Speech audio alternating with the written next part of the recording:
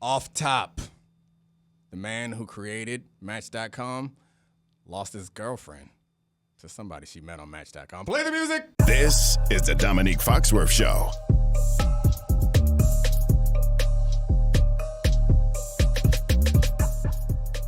All right, welcome to the Domonique Foxworth Show. We are joined by our beloved woodsman, Jeff Saturday. Yeah. Hunting hat and a Carolina shirt with Jordans on it. It's an odd combo, but it works if you know Jeff Saturday. I love it. So we have a plan for today's show. Charlie is giving us some mid-season award conversations, but before we get to that, before the mics cut on, we're talking about the sign stealing scandal in college. And if you know Jeff, there are a couple things that get him going, and this was one of them that he was really annoyed by.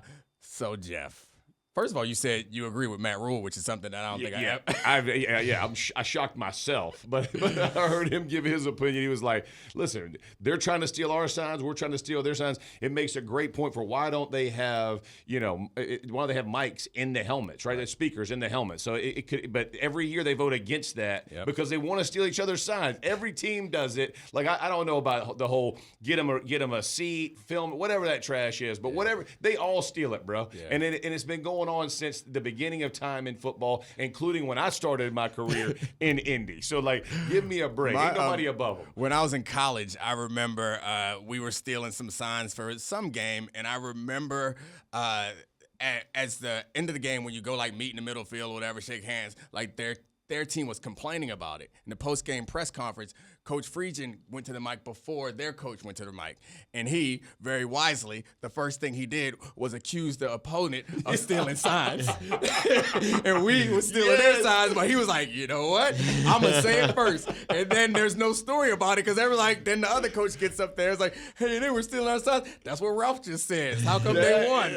Chess and checkers, baby. Chess and checkers. You got any sign stealing stories, Jeff? Oh, man. So my rookie year in the NFL, Howard Mudd was my offensive line coach. God rest his soul, bro. But he was, you would always pick up the signs on them bringing heat. And so he would tell you, he'd be like, I was playing guard at the time. I wasn't a center. And so he's like, all right, Saturday, you call in. So how many linemen are coming in, or if it was a 3-4-4-3, whatever, nickel, you're saying that to everybody. And then look over on the sideline. I'm going to give you a 1, 2, or 3. And all you got to do is just tell 18 what that number is. And I got it. You don't know what I do, but that's what I do. And I was like, all right, whatever. I was so scared I was going to screw it up. I'd be like looking, like hawking over there, I was praying nobody like walk in front of him. I was like, God, if I give him the wrong one, man, we're in trouble. But again, it's just going on since the beginning of time. Every team, every coach knows and players. Yeah. I constantly used to watch defensive play. I'd watch Ray, man, he giving a signal behind his back to the defensive back. I'm giving all kind of info, and they do the same for us. We would have dummy calls,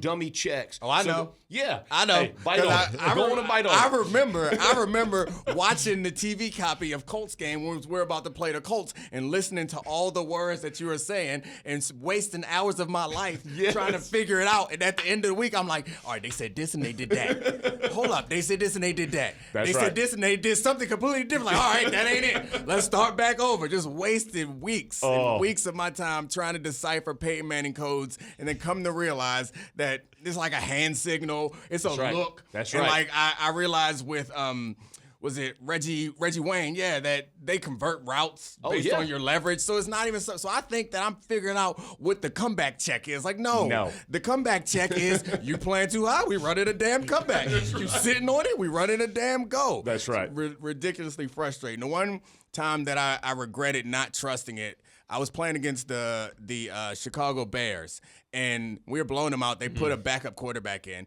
and he walks to the line of scrimmage. And he's a backup quarterback. Your signals can't be that complicated. He walks to the line of scrimmage, and he looks over at the receiver that I'm guarding in press coverage, and he pats his back. Yeah. And, like, in my head, I'm like, oh, it's a damn back shoulder. And I was like, they ain't dumb enough to make the back shoulder to pat your back. I was like, they must be doing something opposite. And so I run and cover the high shoulder.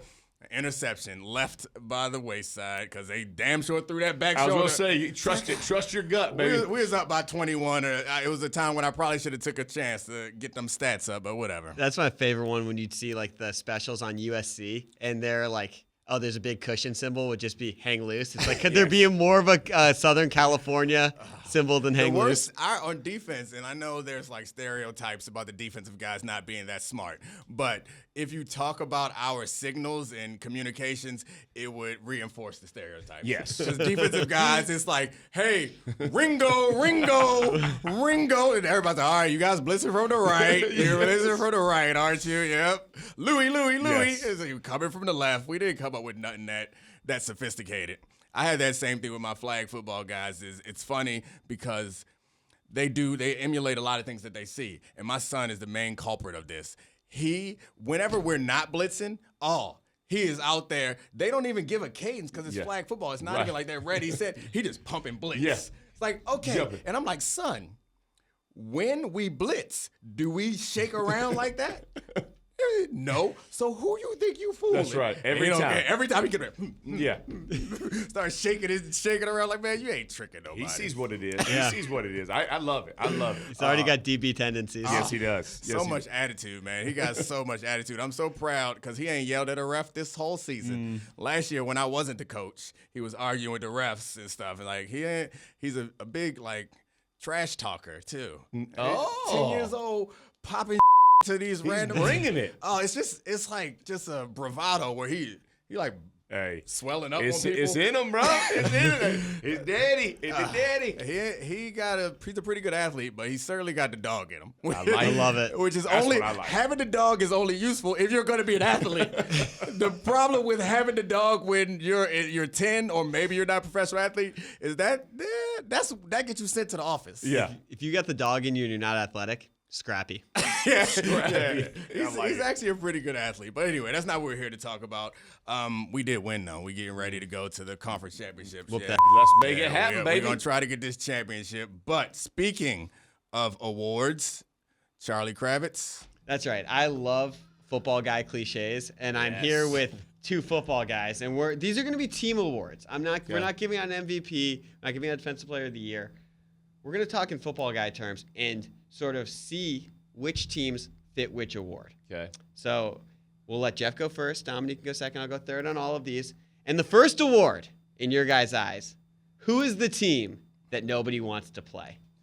Oh, Baltimore Ravens. That's a good Baltimore Ravens. Hey, listen, if they play to their level, that is the team nobody wants to go. Their defense is going to be legit. Lamar Jackson can be an absolute nightmare. They figure out their offensive line woes, and they're just inconsistent. They figure that part out, and that's what they did this past Sunday. Don't nobody want to see them. The most impressive thing about them is how their defense has flown under the radar. Yeah. They don't have big name guys. I feel like Marlon Humphreys is, and I guess Smith would be considered a big name guy, but they're not like.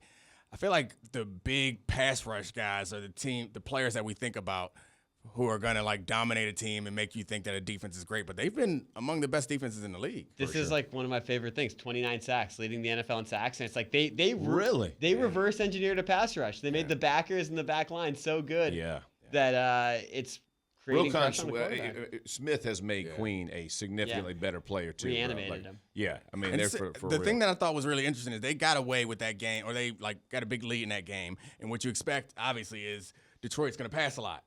And Roquan Smith and Patrick Queen stay in the game in passing situations. And I know it sounds like a small thing, but in the modern NFL, with the way that people try to challenge you, you find all these matchups that are difficult to account for. So, like, you'll see teams go 21 personnel with 2 tight ends, and if you put extra safeties out there, extra corners out there, they'll run the ball. If you leave your linebackers out there, they'll pass the ball. But when you have linebackers like Queen and Smith that can stay in most situations, like it's helpful. It's next level. Yeah. We're not going to know if they're really great linebackers until Chris Collinsworth is like, these guys are on the level of Fred Warner. He loves Fred. He loves does. Fred. He But does. that offense is inconsistent, like you mentioned, but incredible. And I think that qualifies as a good draft for a team you don't want to play. I took that question a little bit differently as like a team that's not really like I feel like the Ravens have a chance to be the number 1 seed. Yeah. And I was thinking like a team like the Browns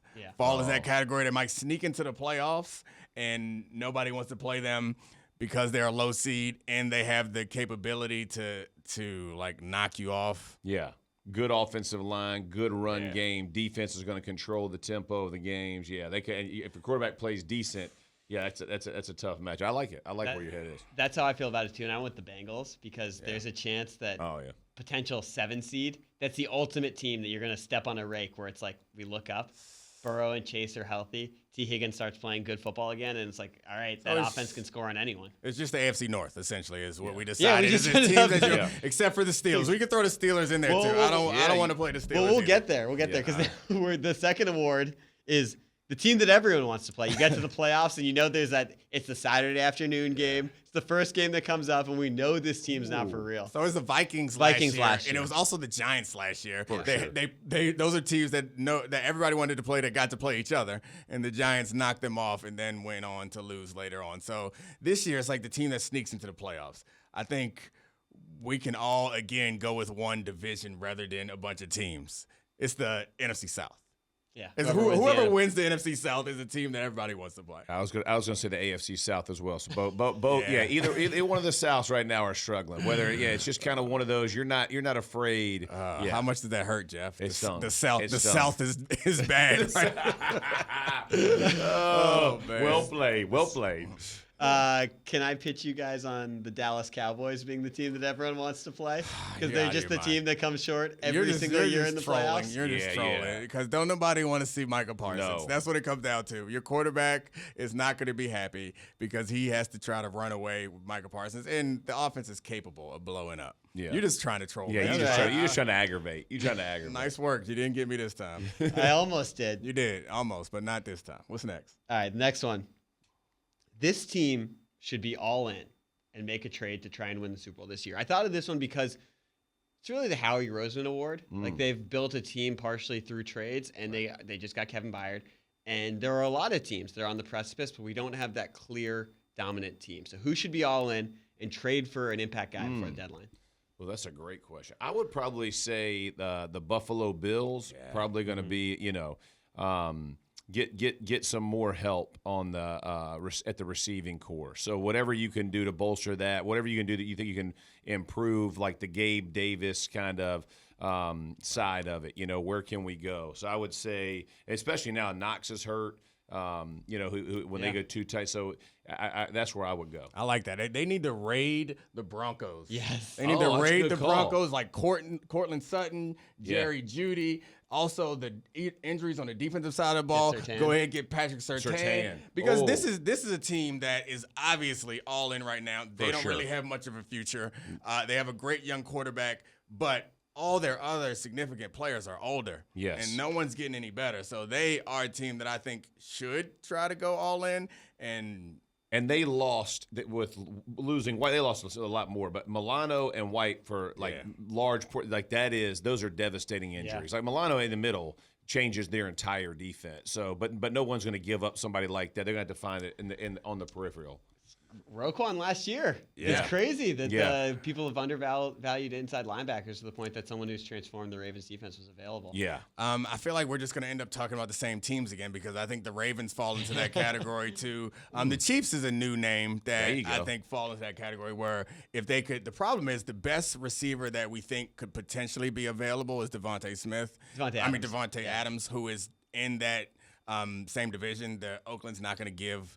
Same with the Broncos guys. Yeah, same with the Broncos guys would go to the Bills. I was just saying, but for the Chiefs too. Oh yeah, for the Chiefs to get a receiver, and they definitely need a receiver. They need someone else other than Kelsey on all major downs to make plays. So I think they need to be in the market to add someone. Can I ask you a question as a DB? They could get Hopkins. Yeah, it's another guy who's contested catch guy, not someone who's going to get open. Yeah, that's true. Really Hollywood in Arizona might be good. Anyway. That's the one where it's like, I would love to see Patrick Mahomes be able to drive the ball downfield in Hollywood. But you're playing this year's Chiefs team. Uh-huh. You're afraid because of it's Mahomes, but you have to look at those receivers and be like, food. Yeah. I think Rice is coming along. He's getting better. Mecole Hardman has speed. The thing is, Patrick Mahomes is going to buy time. So, you could look at him and feel super confident, but the fact of the matter is, any NFL receiver is going to get open with 4 or 5 seconds. Absolutely. And Patrick Mahomes is going to buy time.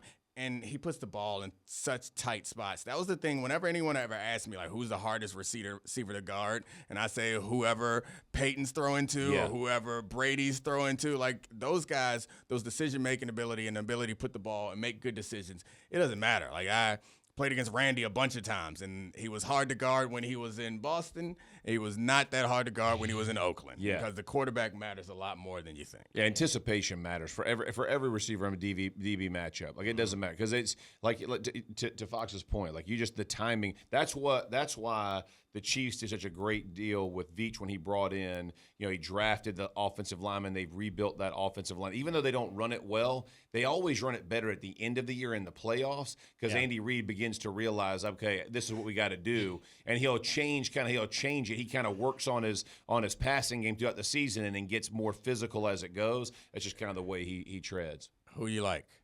I like the Browns. I know we're now going to back in the AFC North, but we're talking about a team like they had Jacoby Brissett in the building last year. This is madness. No. Trade for him. This is madness. Well, because what's Washington going to hold on to Jacoby Brissett for? I guess it's a triage unit for Sam Howell, who's already been sacked 40 times. I was going to say, you don't know that could happen. That could happen at any moment. Any moment. I mean, he's averaging 6 sacks a game. Yeah. Any moment, you got to go get a new guy. You can't let that guy go. But is he not the most uniquely valuable backup quarterback in the league? Because you have a team that might be the best defense in the NFL. You have a professional quarterback in Jacoby Brissett, and you have a team that can't invest in another starter. They've paid Deshaun Watson $240 million. They're stuck. They need to go bargain basement shopping and value engineer the quarterback position. And you could dump in Jacoby Brissett in week 7, and he's probably going to play better than Watson for the rest of this year. That's interesting. So you're officially giving up on Deshaun Watson. You're going to keep him on the roster because you have to, because you're paying for him, but he's going to be the highest paid backup in the league. Well, that's just hard to imagine. Ever. Yeah. He's the highest paid starter, right? He's going to be the highest paid whatever. Yeah. Oh, that's crazy. It's fascinating. It's like we had Bill Barnwell on the show on Sunday, and he viewed that as a soft benching this weekend. And so it's not just me. Stefanski and them might be like, we don't want him out here right now. Yeah. I mean, it's the sunk cost fallacy. I get it. You don't want to just force him to play. The biggest sunk cost. But like, it's guaranteed money. There is no out. Yeah, we talked about this on the show earlier today. There is no out. And he has shown that he has the ability to play well, and he hasn't had consistent reps to figure it out. Like, I'm not ready to move on and trade for somebody else just yet. But how weird is that? Like, you guys are on a sideline, and your quarterback gets pulled for a concussion, and they give him back his helmet, being like, you don't have a concussion, you are good to play, and he just still sits on the sideline, and he has shoulder issues also. I don't know. He's already been banged up. He was missing time. He was questionable leading up to the game. It was like a 50-50 is a guy going to play. So I didn't have any. I mean, he took a shot. You saw him land hard, and you're like, man, is it worth it? To go back in? And I'm with Fox on this. There's no way I put that much money. And listen. It's disrespectful to the game of football in the NFL, not football, but in the NFL, to think that a guy is going to take dang near 2 years off and come back and be that guy. Like, it's going to take time. And here's the worst part. It takes reps. It takes live reps in games to get better because you got to see the speed of the game. You got to get right with your receivers. All of those different things matter. So there's no way I'm pulling him yet. Yeah, ultimate reps position. Feels like more than anything else in football. Yeah. The Ravens last year had the big trade for Roquan. Mm-hmm. Is there a Ravens trade this year? Because they fall in a category of a team that I think is a lot closer to the Super Bowl than any of us, I think, thought 2 weeks ago. Funny you should ask that. I have 2 of them for you. And this is fly in the face of football nerds, but I think that they should rent a running back and give up draft capital to do that. And the 2 that are obvious are, like, the Titans are blowing it up. If they're trading Kevin Byard, why not trade Derrick Henry for get a 4th-round pick back, get off that money? And the other one is you don't want to pay Saquon in New York. Ooh, like, can we give up a 2nd-round pick? Can you imagine the mesh point with Lamar and Saquon? I don't love the Derrick Henry. I just don't know that it fits. Like, you know what I mean? Especially the way they want to use Lamar and like especially being able to throw it to him as much, like all those things. And he's got You put Barkley back there with that athleticism, that little slow read. Oh, yeah. Oh, my word. Like, that thing could get nasty in a hurry. I do like that Saquon. I don't know if Giants fans are going to hate it, but that would the Giants are in that middle place, I think, where actually they probably think they're in the middle, but they're at the bottom, where I don't think the Giants are in rebuild mode. Yeah. Like, they paid their quarterback. They should be. Maybe they should be. They paid their quarterback, and it's only about a 2-year commitment, but it seems like they're trying to make some sort of push, a respectable push right now. I don't imagine that Saquon's actually going to block. This feels like a fantasy trade. I think Derrick Henry is a realistic possibility. But if you don't want to pay him, and they clearly don't want to pay him, then you have to think about it as a movable asset. He's only on a 1 year, and they're not going to pay him. He's going to go get – you're just saying from Barkley going there – he would want a deal. He would definitely want a deal. Yeah. The Ravens, I don't know that they're going to pay, No but way. they could. I don't know. I mean, the value that he adds, it's a lot like the Christian McCaffrey trade. Yes. That's right. And that offense was good before Christian got there. Then it was like unstoppable, it felt like, until Purdy got injured. He'd be averaging a lot of touchdowns. Yeah. Let's just say that. He'd be getting – I'm not sure he's McCaffrey level like touchdown, but he's going to get a whole lot of touchdowns in that offense. And like, let's look at who has been the best offenses in the NFL this year. And in totality, we're looking at the 49ers. Right. We're looking at the Dolphins. Yep. And then now that they're getting hot, we're looking at the Eagles. Those are teams that run the ball. will also – they have a cast of superheroes around the quarterback. Yeah, that's like fair. in the past, we thought it was have Peyton Manning or Tom Brady, you're going to have the best offense, have Patrick Mahomes or Josh Allen. It used to be. Yeah, we're entering a new era where there Yeah. are so many dominant skill guys. And the Ravens have an opportunity to have both, to have the quarterback and the skill guys if they got someone like that. Oh, that would be fun. And to they're watch. playing the best defense in the league or close to That it would right be now. fun. That would My be fun. gosh, I that don't would really be root fun. for trades. That trade I would like. I like the Barkley there. That's good. That's a nice one by Charlie right there. That's a big win. Big win by you. Yeah, there we go. What's next? Who's the team that's a quarterback away from being a Super Bowl contender? I mean, you already said the Browns. Yeah. It falls in that category. I think to the idea of having superstars around a player, the Falcons come to mind. Yeah. Yes. Desmond Ridder is not that guy. But it sure seems like Kyle Pitts shows flashes like he could be the most dangerous weapon at tight end. And, yeah, I mean, Bijan is a perfect running back. Drake London looks good. Yeah. He almost broke his neck trying to score a touchdown this weekend. Yeah, so that physical. team seems like they're playing well on defense. That team feels like the next team to try just add a quarterback experiment. Yeah. I think they're going to be in the Kirk Cousins conversation at the end of the year. You know what I mean? That's that in a legitimate way. I think they're going to have to find a way. Arthur Smith's not going to tolerate another year of turnovers and bad QB play. And very rarely in football can you assign it mostly to one. And I defended him early on, but man, it's these last few weeks. You're like, dog, you are hurting them. I mean, you already mentioned the Browns. They fall into that category too, but they can't go find a quarterback. Yeah. I have an interesting question coming off of this. Have we changed our mind on the whole just add a quarterback equation? Because we saw Tom Brady do it, then we saw Matthew Stafford do it, and since then we've seen. Well, Manning did it first, then then Stafford, Brady, Since then we've seen it didn't work with Russell. Mm-hmm. It hasn't worked with Deshaun. Aaron Rodgers, it hasn't worked yet. I mean, I guess there is no reason to argue why it can or can't work, but it seems like it was a trend. It was a model to follow that we saw happen a bunch of times, and it doesn't happen anymore. Yeah, I would have thought the Jets one. The Jets one of all those to me was the one that was going to put them in the closest realm of because of how good their defense. And I do think Breece Hall is legit. I think Mike Carter. I think they have good and they got good outside players. I'm with you on that. I mean, you could go. I mean, yeah. I mean, I guess I'm with you in that the Jets one seems like it would have worked. Yeah. However, part of when you're adding a quarterback at the end of his career is injury. Achilles get real brittle. Yeah. And it worked for Peyton, kinda. Right. I mean, kinda. The defense played good. Yeah, the Super Bowl that they won, Von Miller was the MVP, guys, Yeah. and Peyton had 9 touchdowns that Just season? enough. Yeah, Just enough. Yeah. So while the season before, I think the Ravens won it, and the Broncos were a buzzsaw. They're the but best team. They gave up that fluke pass deep in on the right side of the field. Safety jumped it an inch too close to the line of scrimmage. Yep. But so I guess that's an example of it working, even though it didn't work the way we imagined it worked. It was drafting Von Miller that really won them that Super Bowl.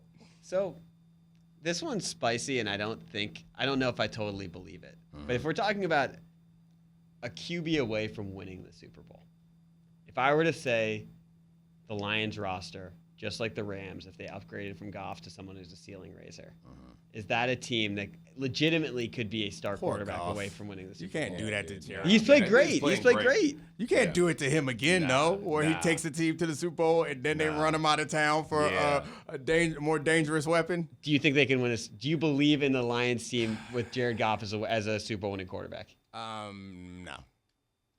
Not just because of Jared Goff though. I think they're a year. They're like early. They're early. In my opinion, they're early. Like I said this last week on Get Up. They're the team that you just don't know. It showed, right? When they play big games, they don't really know who they are yet. And I know that doesn't sound like it matters. I'm just telling you, with coaches like when Harbaugh walks in there, or when Tomlin walks in the room, like they find ways. Hey, this game is going to be built this way, right? I mean, this is just they find ways. I think the Lions have to kind of find their way into that room. I don't just think. I don't know that they have enough guys on the defensive side of the ball yet either. Exactly, like just guys, different makers. And you got to remember, they were one of the worst defensive teams in the league for the first 10 weeks last year. They had a hot stretch, and they've been up and down this year. So it's like they're Harvey Dent on the defensive side. And I think also this is the question that Jeff and I always like to throw in people's faces when they start talking about moving people, is like, but for who? So the guy that's going to be available is going to be Kirk Cousins, and Kirk Cousins is going to bang somebody over the head for a contract Same guy as Jared Goff. Congratulations, Kirk Cousins. But yeah, I mean, that's the Spider-Man meme, so I'm not sure that this team is any better. Is that much better? I mean, I think Kirk Cousins is better than Jared Goff, but I don't think this team is that much better. I don't know, man. Goff this year has played they're both really well. Play action dependent. And superstar dependent. I didn't mean this as an insult, because like Jared Goff's career is shaping up to basically be the heir to Alex Smith. Yeah. He's a guy. It's like, can you be 13-4 with him? Right. Absolutely. But is he the ceiling raiser at the highest level? Yeah. It'll be interesting if they start drafting a quarterback, because I don't think people thought they were gonna take Richardson. It's so rare to have the just at quarterback guy come available that's going to be better than Jared Goff. Exactly. And it's going to be hard to find. It's going to be a fluke occurrence, and we love firing. We don't know who to hire. Yeah. And that's the Matt Nagy begging Andy Reid to trade up to get Patrick Mahomes, because he's like, this guy's undervalued because of the system, and he turned out. I mean, it's a shot in the dark, and he turned out to be right. Yeah, correct. All right, the next one, and this one is coming off of. We're taping this on Tuesday. It's coming off of Monday Night Football. We just saw a 49ers team go against the Vikings team. We thought they're gonna kill them, and their pass rush couldn't get home. They were the team for the first part of the season that we were like, you're the team that's gonna impose your will. You're gonna be the blue collar team that's gonna beat you up in both sides of the ball. Who do you guys view as the blue collar, I'm gonna impose my will team in the NFL? I mean, it could still be the 49ers, but their defense hasn't been as impressive as you would like for a team like that. And I mean, maybe it's prisoner of the moment. I don't think it is, though, but I want to say Eagles. Yeah. But I mean, they've been that team for a season and almost a half right now, because they had a couple games that were not completely dominant. And the fact of the matter is, the games that we're thinking about that they lost, or the one game they lost, and the games they didn't play well in, that defense was still bludgeoning the opposing offensive line. They still seem like they were aggressive on offense. Like the one game they lost was because the quarterback made a really, really ill-advised pass. So, at the end of the game. Yeah, I think the team is still the Eagles. I agree. I think the Eagles, San Fran, when healthy, I would say is in that same category. I think those two teams, to me, from a physicality standpoint, they set themselves apart, and it's because both lines of scrimmage are forces to be reckoned with, right? And so, but I tend to agree with Fox here. Like, you just lean towards the Eagles. Here's the other part about the Eagles that I think is the aggressive nature which Sirianni plays with. Is going to set him apart even from Shanahan. Like, he's not afraid. He is going to. His statement was, "We're starting at 1st and 9. Everybody else is starting at 1st and 10, right?" He went for it 4 times, got all 4 on 4th down and short. Like, he's just not afraid, and he pushes the ball down the field, and he gives. And again, so he's trusting Hurts, even though Hurts has been turn the ball over much more this season than last. It does feel like they can beat you anyway. Right. And that's the thing. It's like That's exactly right. They have the personnel to design whatever game plan they want to attack you, from Goddard to A.J. Brown to Devontae Smith to Swift, that offensive line. And I'm telling you, if Johnson runs. doesn't play, if Lane Johnson doesn't play that game, it's not going to look very different than what San Fran looked like without Williams playing. Really? Like, it just matters. Like, Lane Johnson keeps that edge so much. It gives them space. It gives quarterback space. It's not just about no sacks.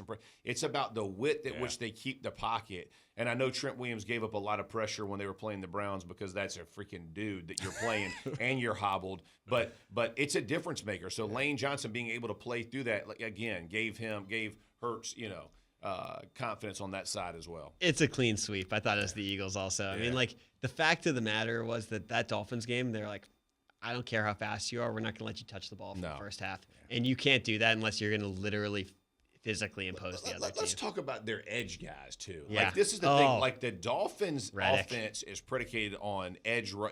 They want to run to the tackle boxes, right, and outside. And, man, Reddick and Sweat, like, them dudes are pinned back, and they are hammering people, man, with no fear about what's coming their way. They are closing it down, and when they pin their ears back to go get him, he's a sitting duck. I mean, it was that. And I know the Dolphins were banged up, so hear me right way. Like, it's not always going to look like that, but, man, they had no shot. Well, we were watching that game together, and Domonique was legitimately continually stunned that Jalen Carter would be 15 yards downfield anytime the Dolphins would get in space, just laying someone out. Yes. And that's the thing. So, I mean, Jalen Carter is an interesting point because they can only do that because they're strong in the middle also. They can only have those big, wide sets. And to Jeff's point, the reason why that matters for a team like the Dolphins is the Dolphins want to threaten the edge with speed.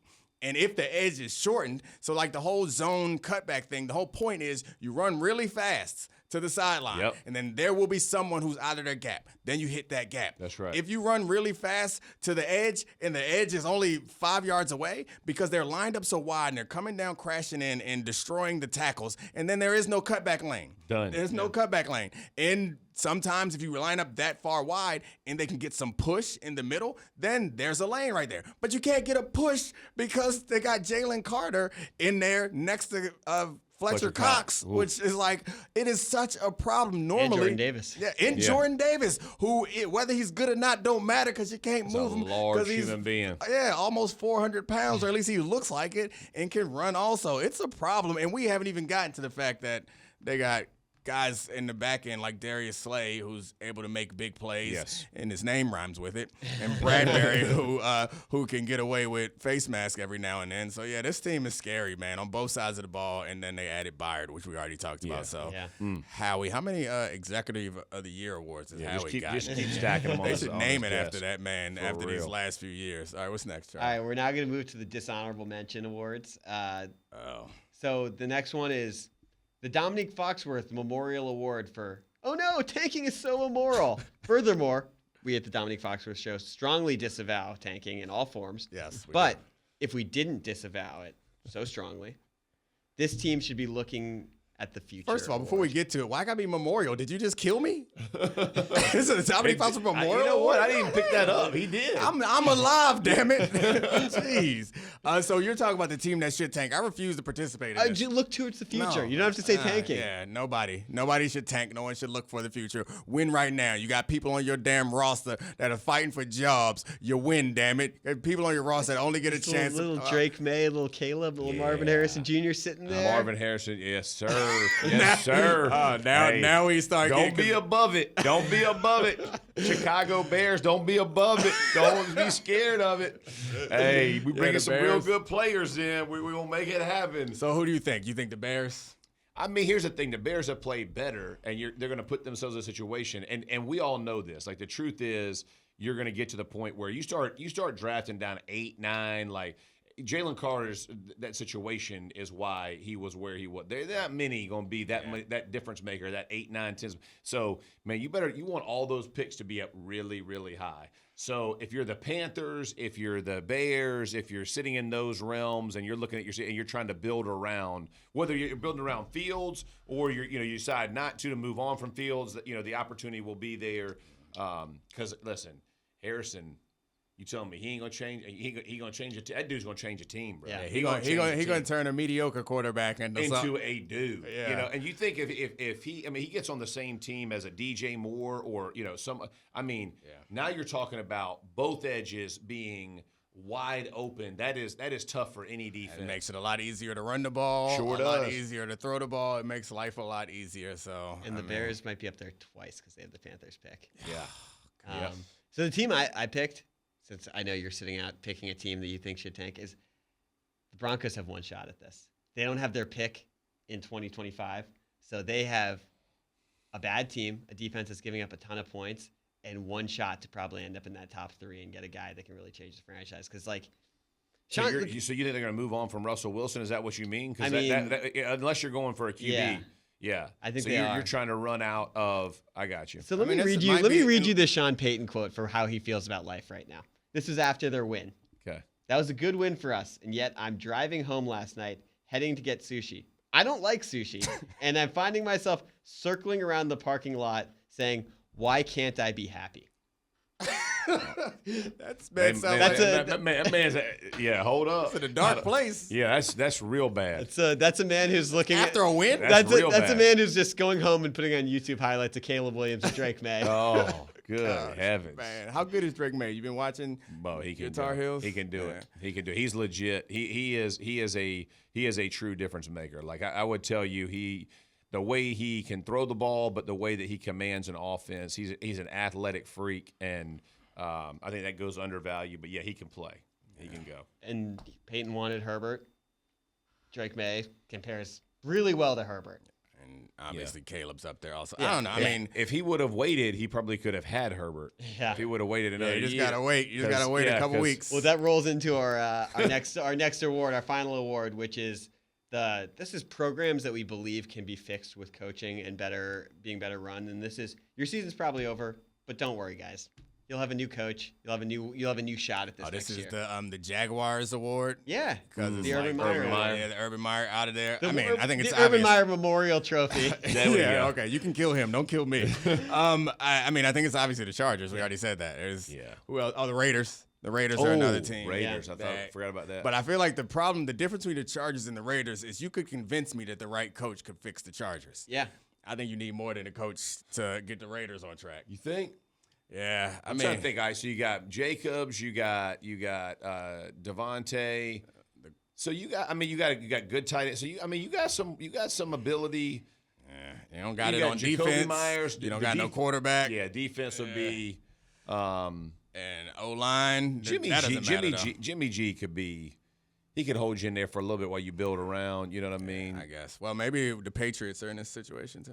Oh, good. I didn't think about that one. Get you a new coach. That they just extended.